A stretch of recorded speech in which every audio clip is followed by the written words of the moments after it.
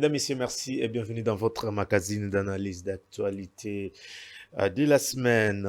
Nous avons l'honneur de recevoir sur ce plateau un cadre de l'AFDC et Logement 2. Avec lui, nous allons parler sur deux questions très importantes. La première, formation du gouvernement, la course au positionnement et la deuxième, nouvelle législature, comment éviter un parlement complaisant. Mesdames, Messieurs, il est déjà sur ces plateaux. Nous avons l'honneur de recevoir Monsieur Eloge, bienvenue. Merci, Monsieur Daniel. Si vous pouvez me permettre que je puisse vous présenter mes vœux de bonheur, mes Merci. vœux le meilleur pour l'année 2024, parce que c'est la première fois Très bien. qu'on se voit depuis que l'année a commencé, ainsi que à toute votre équipe qui vous accompagne en ce moment. Merci beaucoup, Novel et Calma, à vous et à Merci. toute la famille. Alors, beaucoup de questions nous viennent en esprit parce que l'actualité l'oblige. Nous, avant d'aborder nos thématiques, le président de la République a désigné un informateur.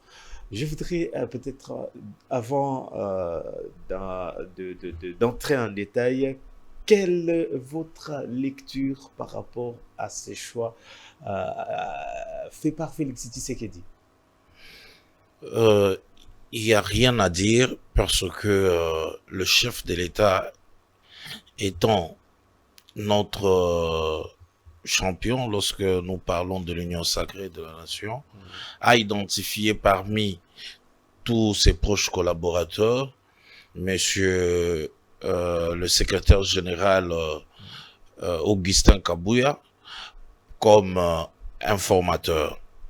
Comme vous allez vous rappeler, à l'époque de la crise FCC Cash, lorsque les choses n'avançaient pas, lorsque ces deux blocs ne faisaient que s'entrer dedans, il a fallu obtenir un soutien de l'extérieur de cet accord FCC Cash, et ce soutien était personne d'autre que le professeur Modeste Bahati Lukwebo.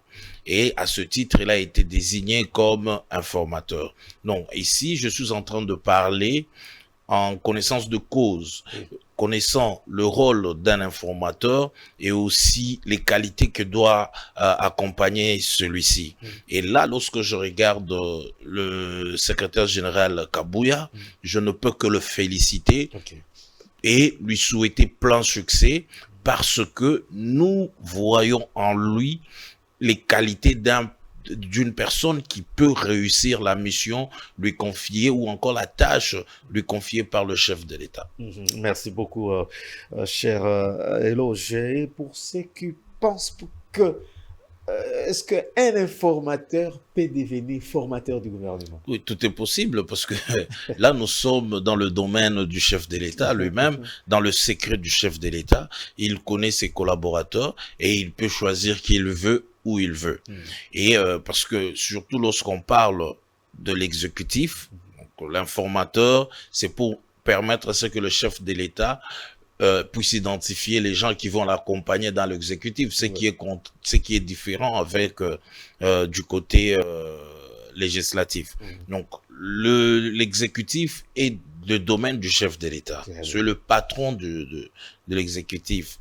Donc, pour identifier un premier ministre, il n'a pas besoin, en tout cas, à mon humble avis, il n'a pas besoin de recevoir une recommandation de quelqu'un, mais plutôt, lui, dans sa sagesse, dans sa connaissance de personnes qui l'entourent, il peut savoir qui peut réussir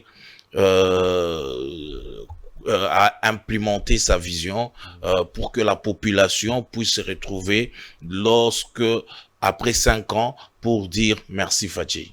Merci beaucoup. Alors, comment se porte l'AFDC? L'AFDC est une grande école, une grande famille, comme je l'ai toujours dit, et notre parti politique AFDC, notre groupement AFDC-A se porte très bien.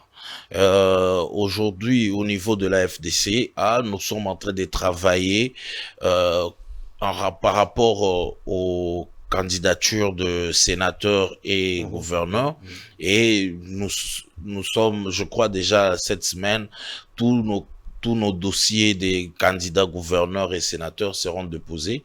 Donc, vous comprenez que la FDC n'a aucun problème à travailler dans l'optique à apporter au chef de l'État les résultats dont il a besoin pour permettre à ce que le chef de l'État puisse accomplir les obligations qu'il s'est données lors de son discours inaugural le 20 janvier. Parce que je voudrais qu'on reste un peu là. Est-ce que l'AFDC fait peur à l'Union sacrée, dans l'Union sacrée? Non, non, je, non. Je voudrais bien préciser ma question parce qu'il Oui, y a beaucoup essayez des de audios, préciser. il y a beaucoup des attaques. Et l'AFDC, parce qu'on parle de Modeste Bati, beaucoup cité dans beaucoup de frustrations. Bon, on ne comprend pas, vous êtes cadre. Dites-nous réellement, est-ce que vous vous sentez mal à l'aise dans l'Union sacrée? Pas du tout. Si on se sentait mal à l'aise, on serait déjà parti. Et aussi, d'ailleurs, une chose que beaucoup de gens oublient, j'ai essayé de le dire ici, c'est que il y a eu les visionnaires, le visionnaire de l'Union sacrée. Et les visionnaires, c'est Félix Antoine Tshisekedi Tshilombo.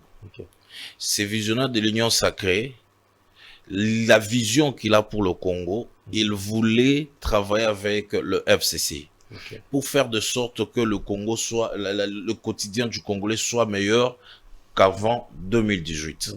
Malheureusement, ça n'a pas marché. Il fallait assez qu'il puisse rompre ce mariage et identifier quelqu'un ou une famille qui voit le Congo de la même manière que lui. Quelqu'un qui a confiance en sa vision. Quelqu'un qui comprend qu'avec Félix Antoine Tshisekedi Tshilombo, le Congo sera mieux qu'avant. Comme nous le chantons chaque fois dans notre hymne national. Et cette personne était Modeste Bahati Lukwebo. Et Modeste Bahati Lukwebo vient avec toute sa famille. Et d'ailleurs, ici, si vous me permettez, les 6 obligations épinglées par le chef de l'État, vous le trouvez dans le projet de société du parti politique AFDC. Donc, ce qui signifie, Félix Antoine Tshilombo Tshisekedi, lors de son discours inaugural, était tout simplement en train de confirmer son mariage avec la grande famille qui est la FDCA.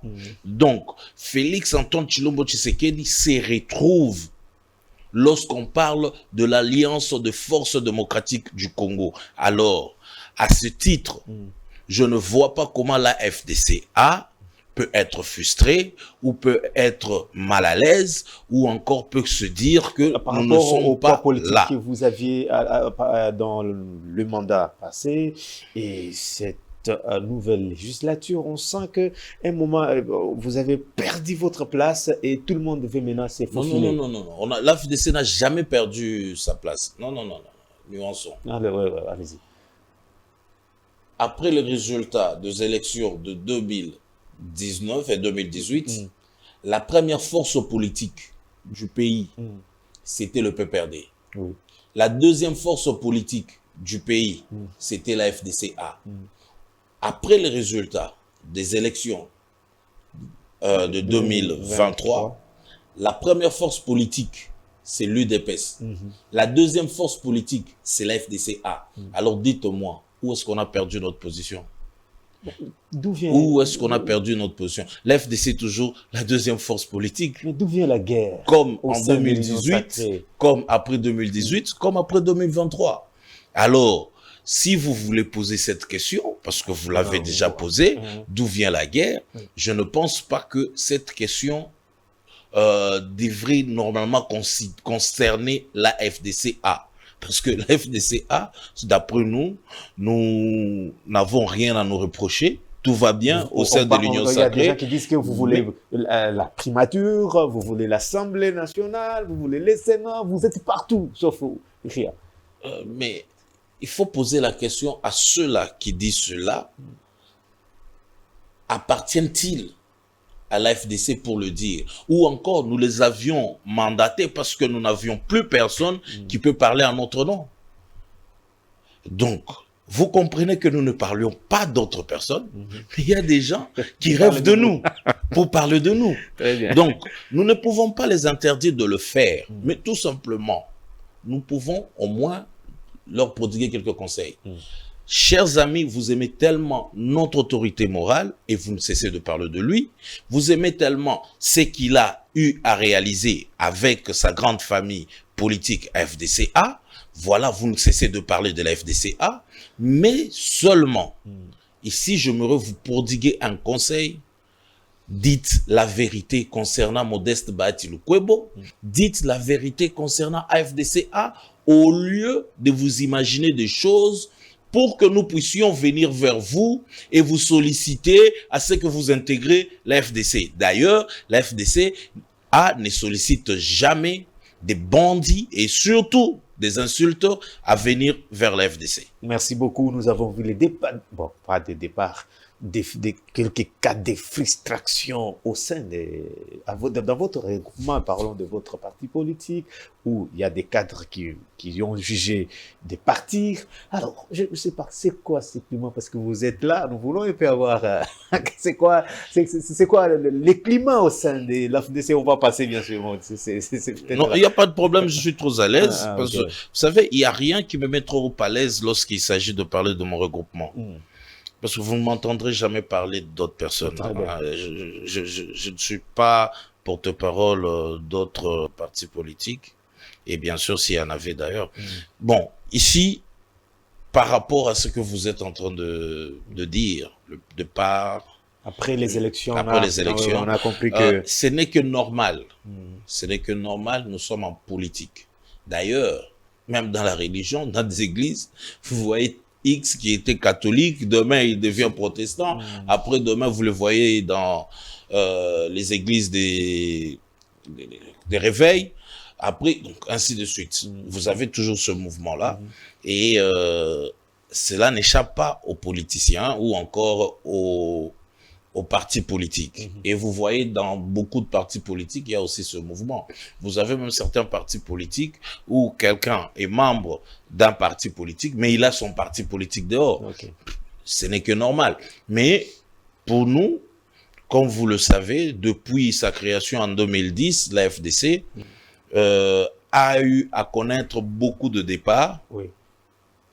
Malgré cela, la FDC reste aujourd'hui, vous l'avez constaté, la deuxième force politique du pays. Donc, autant peuvent partir, mais il y a peut-être 1 million de gens qui reviennent pour remplacer une seule personne qui vient de partir. Merci beaucoup. Alors, nous passons... alors, je voudrais que vous puissiez également nous dire un mot par rapport au climat au sein de l'Union sacrée. Notre première question, c'est la formation du gouvernement, la course au positionnement.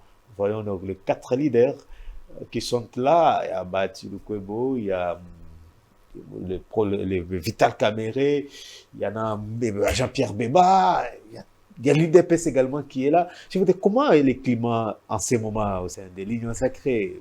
Est-ce que tout le monde... Parce que je ne voudrais pas qu'on va peut-être en parler, la création, il y a toujours un mot à dire par rapport à la création. Comment vous avez accueilli cette création d'une coalition au sein de l'Union sacrée par Vital Kamere? Je sais que vous pouvez quand même mettre un mot. Comment l'AFDC a accueilli la nouvelle?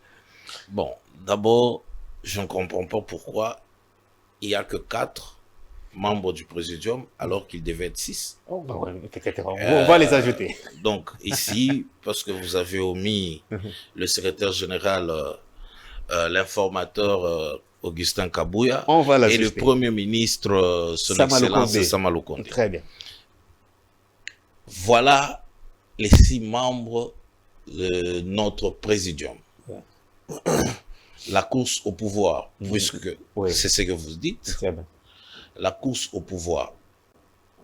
Personnellement, connaissant mon autorité morale, il n'a jamais été un coureur ou encore un athlète dans une course au pouvoir. Oh. Non, pas du tout. Notre autorité morale est dans une position où il doit occuper ce qui lui revient de droit par rapport à son poids politique. C'est tout. On n'est pas là pour demander, non, nous, parce qu'il y a ceci, cela, donnez-nous ça, faites de nous ceci, cela. Non, nous voulons seulement que la récolte électorale, quoi ça? Le résultat de la récolte électorale soit le reflet exact de ce que nous allons obtenir comme mandat par rapport à la gestion de la République. Pourquoi? Parce que la population qui a donné plus de voix à Modeste Bahati Lukwebo et sa grande famille AFDCA veut voir Bahati Lukwebo et sa grande famille dans une position de la gestion de la République. Est-ce que vous donnez raison à ceux qui disent que Bahati Lukwebo est très exigeant? Non, non, non, non, non. Bahati Lukwebo n'est pas exigeant. C'est le peuple congolais qui est exigeant. Le peuple congolais a trouvé en RDC, après l'UDPS, une autre formation politique qui vient après, c'est la FDCA. Nous, c'est par rapport à la population. Respectons la volonté du peuple. Si vous, dans votre regroupement, vous n'avez que 3 députés, mais respectons la volonté du peuple, ce n'est pas de notre faute. Alors, vous devez obtenir selon ce que la population vous a donné. On appelle ça récolte électorale. Nous avions récolté et après la récolte, nous sommes la 2e force politique du pays. Et à ce titre, la 2e force politique du pays a une position de choix pour exercer le pouvoir en rapport avec la volonté du peuple. Et c'est seulement qu'à travers cela que la population va se retrouver. Et surtout, il y a les 6 obligations que le chef de l'État s'est donné par rapport à son discours inaugural du 20 janvier. Vous attendez beaucoup Non, non, non, non, on n'attend pas beaucoup.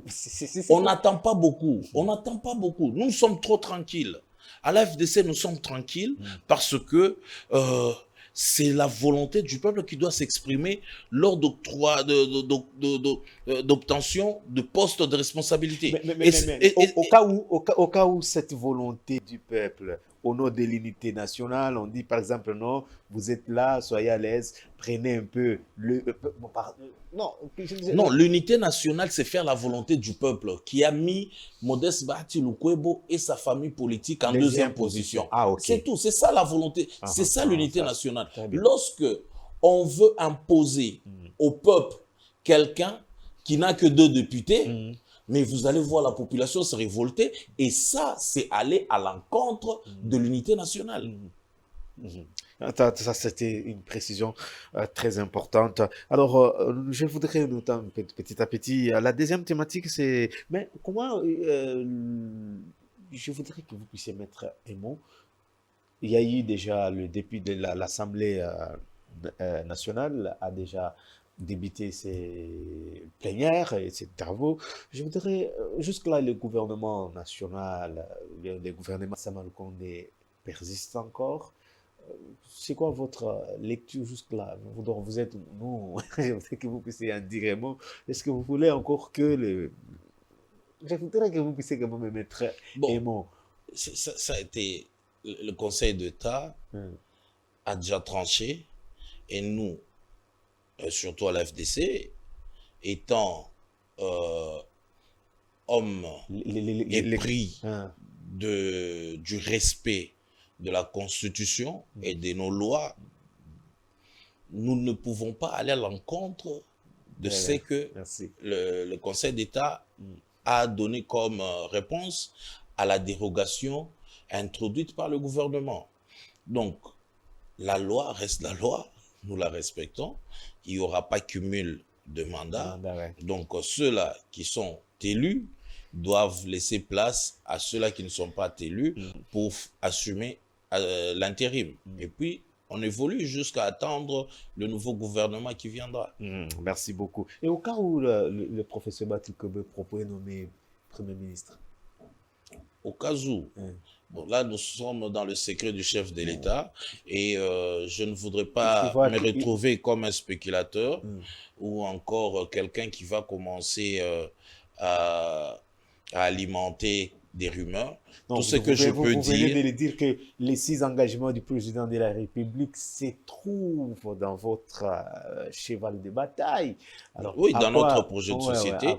Oui, donc pour moi, si c'est le cas, donc je ne peux que féliciter le chef de l'État de faire un bon choix, qui est un choix qui va réellement travailler pour la population congolaise. Donc, vous comprenez, j'ai dit je vais féliciter le chef de l'État pour le choix. Et aussi, la FDC sera toujours prête pour accompagner le chef de l'État, pour défendre la population congolaise et pour travailler pour cette population selon que la vision du chef de l'État nous précise. Parce que vous occupez, vous êtes une deuxième force politique en République démocratique du Congo. Parlons un peu de province. Vos députés se préparent, vous l'avez dit, déjà pour le gouvernorat par-ci, par-là. Prenons un peu le Katanga. Qui vous vient à l'esprit? Le Katanga. Donc, je parle du Haut-Katanga. Du Haut-Katanga. Autrefois, vous nous avez promis, bon, je ne sais pas. Oui, bon, non, écoutez, vous savez, nous sommes républicains, les résultats ont été ce qu'on a vu. Et il s'est fait que l'FDCA au niveau de la province du Haut-Katanga n'a pas atteint le seuil. Nous concédons à cela. Du coup, nous nous disons, nous ne pouvons pas abandonner la population haut-katangaise à leur triste sort, parce que ça va faire pratiquement 5 ans de souffrance, alors que depuis l'avènement du chef de l'État, Félix-Antoine Tshilombo Tshisekedi, la province du Haut-Katanga a connu beaucoup d'avantages financiers lorsqu'on parle des redevances minières, lorsqu'on parle du fonds minier, lorsqu'on parle des rétrocessions. Donc, il y a eu beaucoup d'argent dans la province du Haut-Katanga grâce à la bonne volonté de son Excellence Félix-Antoine Tshilombo Tshisekedi. Mais malheureusement, le gouvernement provincial n'a apporté aucun résultat par rapport à l'argent obtenu. On n'a rien vu sur terrain, que ce soit sur le plan social, que ce soit sur le plan économique, que ce soit sur le plan sécuritaire. On n'a absolument rien vu. Pas d'infrastructure, rien du tout. La province du Haut-Katanga, par contre, la province du Haut-Katanga est devenue l'une des provinces les plus endettées de la République. Et ça, je vous dis, l'une des provinces les plus endettées de la République. Alors, la province du Haut-Katanga étant dans une fossée, il nous faut un Congolais, un Haut-Katangais qui devra venir par sa magie, comme il a fait quelque part ailleurs, et vous le savez au ministère de Sport, en nous amenant un coach qui personne croyait même qu'il pouvait nous amener un résultat, un coach qui nous a amené jusqu'aux demi-finales de la CAN. Il s'agit bien sûr là de l'honorable Serge Condé. Il est la seule personne aujourd'hui qui pourra nous permettre de nous sortir de cette fossée où on nous a laissé par le gouvernement provincial passé. Serge Condé mérite mieux. Pour vous, vous pensez que Jacques Kabula Katoué a échoué à sa mission? Le gouvernement passé a lamentablement échoué et a été médiocre sur tout le plan.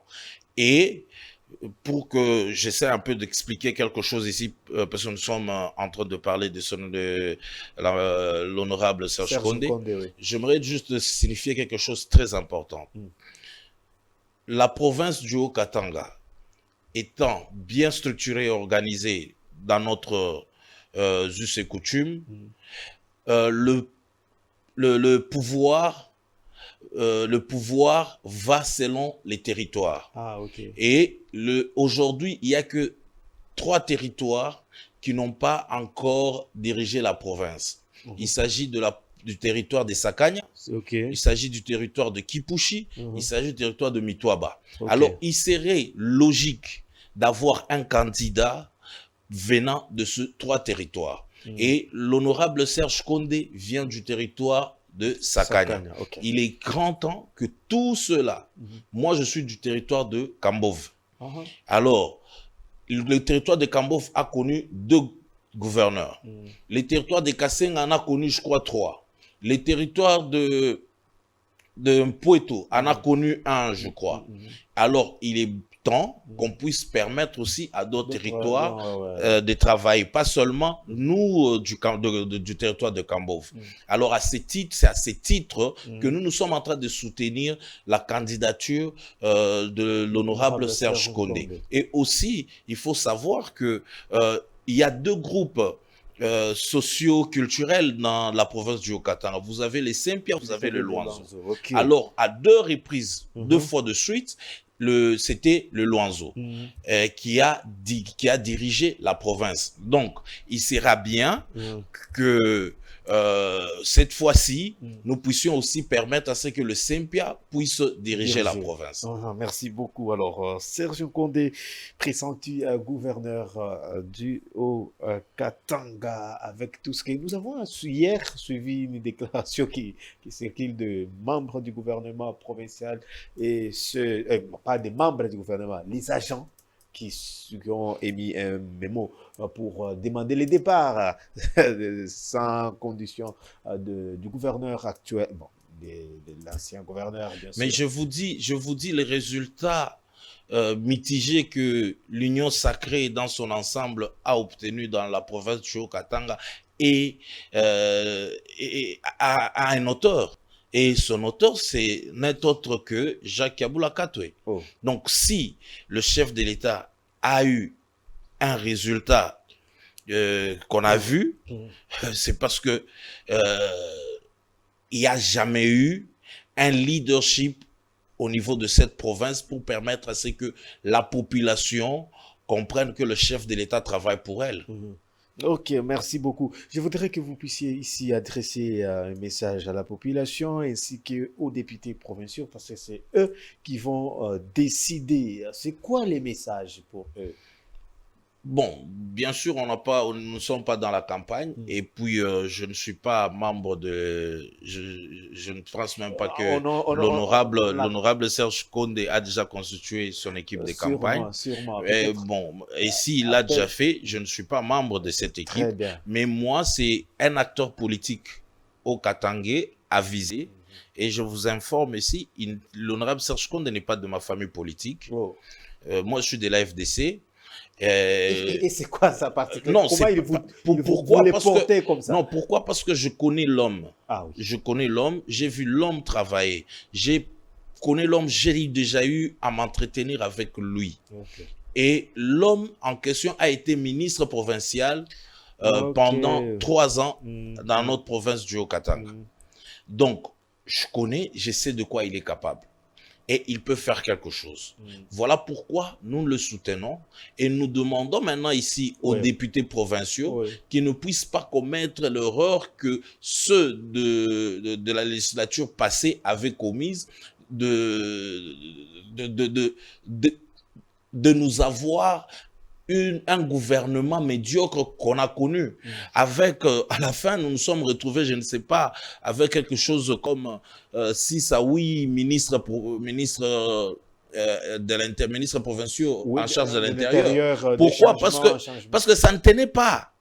Vous avez, il y avait remaniement pratiquement tous les jours.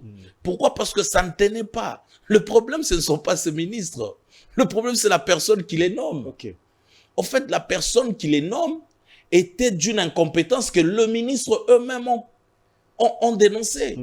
Aujourd'hui, c'est dans le domaine public. Alors ici, je demande vraiment pour le bien de la population katangaise. Avec tout ce qu'il y a comme fraude, corruption. Et tout ça, je vous assure, avec une candidature de Serge Condé, nous allons mettre fin à toutes ces bavures qu'on est en train de voir aujourd'hui dans notre province du Haut-Katanga. Et à la population, parce que ah oui, la population, elle est d'accord, parce que aujourd'hui, comme vous le savez, Serge Condé, c'est l'honorable qui a, qu'on appelle aujourd'hui double brassard. Ouais. Donc, du fait qu'il a été élu au niveau national, au niveau provincial, cela montre directement que la population a vraiment confiance en lui et la population a besoin de lui. Donc, il n'y a rien à dire à cette population.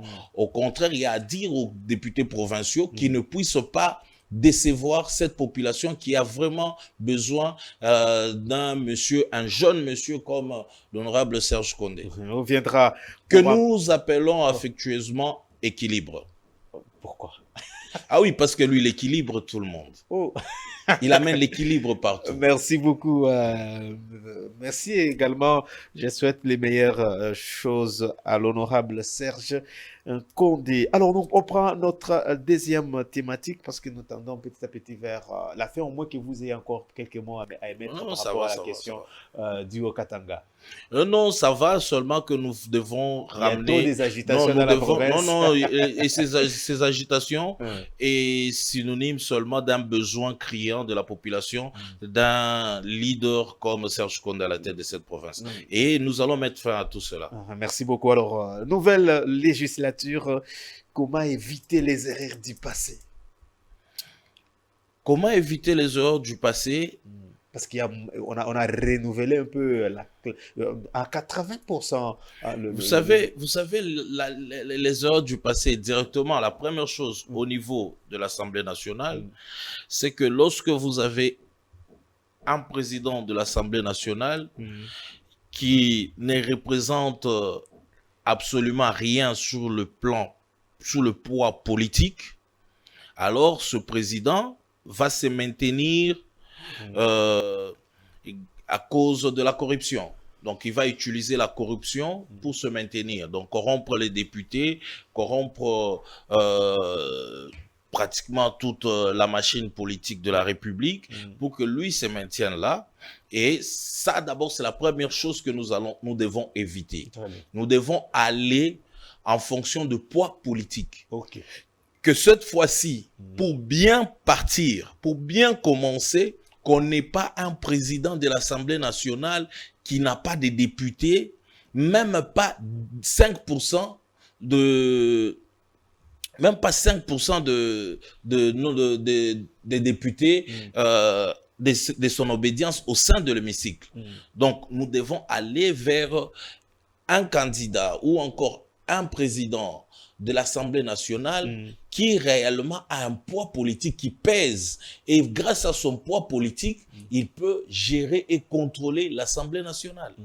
Alors, c'est quoi la priorité selon vous dans cette nouvelle législature? Quels doivent être les défis en jeu? Non, la première des choses, c'est que la population est en train de souffrir. Comme vous le savez, à l'Est, nous avons des petites poches de tension par-ci, par-là. Chez moi, dans le Haut-Katanga, il y a dans le Bandundu ici. Donc, la priorité des priorités serait la sécurité. Okay. Et ici, si vous me permettez, j'aimerais féliciter le vice-premier ministre, son excellence Jean-Pierre Bemba, pour tout ce qu'il est en train de faire comme travail pour permettre à ce que le Congolais puisse vivre paisiblement et ramener la paix là où il n'y a pas de paix. Et parce que vous parlez de cette insécurité, ma question revient, bon, cette question m'a toujours dérangé, mais pourquoi c'est silence observé de la communauté internationale? Jusqu'ici, nous avons vu nos léopards s'exprimer à haute voix, mais jusque là, aucune sanction, aucune stratégie mise en place pour pousser à Kagame à retirer ses troupes. Mais qu'est-ce qu'on doit faire? Qu'est-ce qu'on doit faire concrètement? Parce qu'on parlait des priorités par rapport à cette nouvelle législature. D'abord, la première chose, vous devez savoir que le gouvernement Sama Lukonde est un gouvernement qui nous a permis d'obtenir ce que les précédents gouvernements n'ont jamais obtenu de la communauté internationale. Notamment la levée de la sanction sur l'acquisition des armements, ou encore des armes, et aussi amener la voix du Congo là où elle n'existait plus. Ok. Aujourd'hui, les gens parlent du Congo. Bien qu'avant, on ne parlait même pas, mais aujourd'hui, on parle du Congo. Bien sûr, il y a certaines personnes qui parlent en mal du Congo, mais qui ne parlaient même pas. Donc aujourd'hui, nous avons poussé le monde entier à parler du Congo. Donc déjà à ce niveau-là, j'aimerais ici profiter, féliciter le Premier ministre sortant avec tout son gouvernement et aussi dire que la communauté internationale ne parle pas, ne nous soutient pas, comme vous essayez de le dire. Je ne pense pas que c'est ça vraiment qu'on devait dire, parce que si c'était le cas, en tout cas, je vous assure qu'on allait déjà perdre Goma depuis longtemps. La communauté internationale est avec la RDC, mais tout simplement, nous avons certains pays qui, par certaines multinationales, essayent de soutenir ce désordre qu'il y a au niveau de l'Est de la République pour soutirer quelques minéraux à vil prix. Donc, il ne faudrait pas à ce titre dire directement que la communauté internationale est contre nous. Non, la communauté internationale nous ignorait et son Excellence Félix-Antoine Tshisekedi Tshilombo a fait un grand travail de diplomatie qui a permis à ce qu'aujourd'hui la communauté internationale est avec nous. Pour preuve, nous avons organisé le jeu de la francophonie. Pour preuve, Félix-Antoine Tshisekedi Tshilombo a occupé la présidence de toutes les organisations sous-régionales. Donc, on a été dans le concert des nations. Donc, ici, on ne peut pas dire que la communauté internationale est contre nous. Nous sommes là. Et aujourd'hui, ces petits silences qu'on peut observer, il faut aussi comprendre que nous sommes dans une transition. C'est une période post-électorale. Et d'ailleurs, c'est comme ça que l'ennemi a essayé de profiter pour créer ces atrocités. Parce que sachant que nous sommes dans une période post-électorale. Tout n'est pas encore en forme. L'appareil de l'État a quelques acteurs qui sont là juste par intérim, qui ne peuvent pas décider, tout ça. Donc, ça fait que ça complique un peu les choses. Mais qu'à cela ne tienne, voilà pourquoi je suis en train de féliciter le vice-premier ministre, son Excellence Jean-Pierre Bemba, qui, malgré cela, nous parvenons à maîtriser la situation sur le front. Merci beaucoup, parce que nous tendons déjà vers la fin de notre entretien. Je ne sais pas si vous avez un mot à dire par rapport à l'insécurité, parce que nous avons pratiquement terminé aux Congolais qui sont à l'Est. Est-ce que l'espoir peut encore renaître, parce que les chefs d'État nous avaient promis à moindre bruit suspect, on attaque? Oui, d'abord la première chose que nous devons savoir, c'est que, comme je vous dis, nous sommes dans une période post-électorale. Il faut convoquer un congrès. Et pour convoquer le congrès, il faut avoir les sénateurs, il faut avoir les députés nationaux. Est-ce qu'aujourd'hui nous sommes capables de le faire? Bien sûr que non. Ah, bien sûr que non. Donc, ça me fait rire lorsque j'entends les gens dire « Oh non, mais le chef de l'État avait dit à la moindre escarmouche. » Oui, il a dit. Mais lorsque c'est possible de réunir les deux chambres en congrès, mais il va le faire. Très bien. Mais aujourd'hui, nous devons constater qu'il est dans l'incapacité de réunir les deux chambres en congrès. Donc, ça ne sert à rien de polémiquer tout autour d'une phrase, comme si c'était la fin du monde ou encore le soleil